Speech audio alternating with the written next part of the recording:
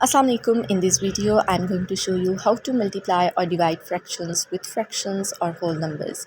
So let's start the video and talk about fraction multiplication.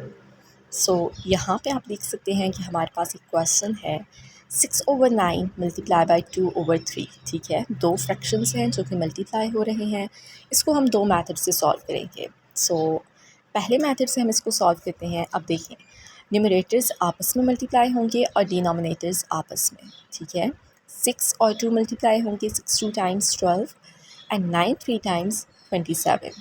अब लेकिन 12 और 27 को हम मज़ीद सिंप्लीफाई कर सकते हैं। देखें, 3 इन दोनों का कॉमन फैक्टर है। 3 4 टाइम्स 12 एंड 3 9 टाइम्स 27। सो जो भी हमारे पास कॉमन फैक्टर होगा उससे हमने इसको सिंप्लीफाई करना है। अब 4/9, 4 और 9 का कोई भी कॉमन फैक्टर नहीं है जिससे हम इसको सिंप्लीफाई कर सकें। So this is the simplified form और ये इसका आंसर होगा।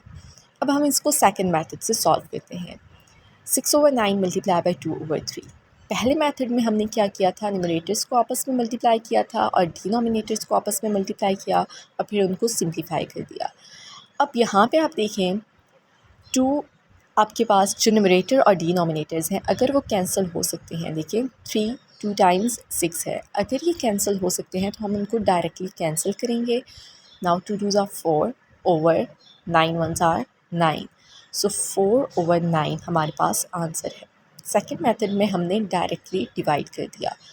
अब हमारे पास एक और क्वेश्चन है जिसमें एक होल नंबर है जो कि फ्रैक्शन से मल्टीप्लाई हो रहा है। ठीक है, 4 होल नंबर है और 2/16 हमारे पास एक फ्रैक्शन है। सो इसको भी हम दोनों मेथड में से किसी से भी सॉल्व कर सकते हैं। ठीक है, पहले हम पहले मेथड को यूज़ करते हैं। अब देखिए, 4 न्यूमरेटर है बट इसके डिनोमिनेटर में कोई भी वैल्यू नहीं है। दैट मीन्स कि इसके डिनोमिनेटर में 1 है। ठीक है, एक होल नंबर है कंप्लीट। सो उसके डिनोमिनेटर में अगर कोई वैल्यू नहीं है दैट मीन्स कि उसके डिनोमिनेटर में 1 है।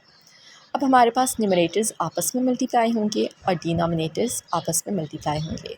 4 2 टाइम्स 8 एंड 1 16 टाइम्स 16। अब अगर हम इसको सिंप्लीफाई कर सकते हैं तो हम करेंगे। 8 2 टाइम्स 16 है हमारे पास, 1/2। अब ये आपके पास सिंप्लीफाइड फॉर्म में है। So this is the answer.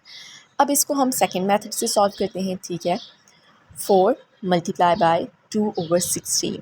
अब देखें, 2 16 से भी डिवाइड हो सकता है और 4 भी 16 से डिवाइड हो सकता है। ठीक है, 2 भी फैक्टर है 16 का और 4 भी फैक्टर है 16 का। हम किसी से भी इसको सॉल्व कर सकते हैं।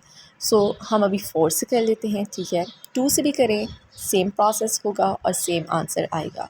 4 4 टाइम्स 16। अब हमारे पास न्यूमरेटर्स क्या हैं, 1 मल्टीप्लाई बाई 2 और डिनोमिनेटर क्या होगा हमारे पास 4। इसको भी हम मज़ीद सिंप्लीफाई कर सकते हैं। ठीक है, 4 और 2 का कॉमन फैक्टर क्या है, 2।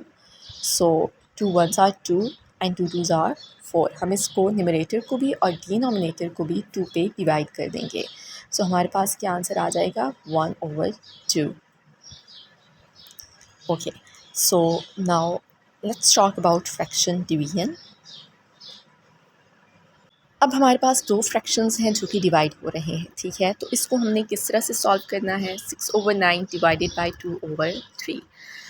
पहला फ्रैक्शन हम एज इट इज़ लिखेंगे, डिवीजन को हम स्विच कर देंगे मल्टीप्लाई के साइन में, और जो हमारे पास सेकंड फ्रैक्शन है उसके न्यूमरेटर और डिनोमिनेटर की पोजीशन को हम चेंज कर देंगे। ठीक है, 3 डिनोमिनेटर में था तो हम उसको न्यूमरेटर में ले जाएंगे और 2 न्यूमरेटर में था तो उसको डिनोमिनेटर में लिखेंगे।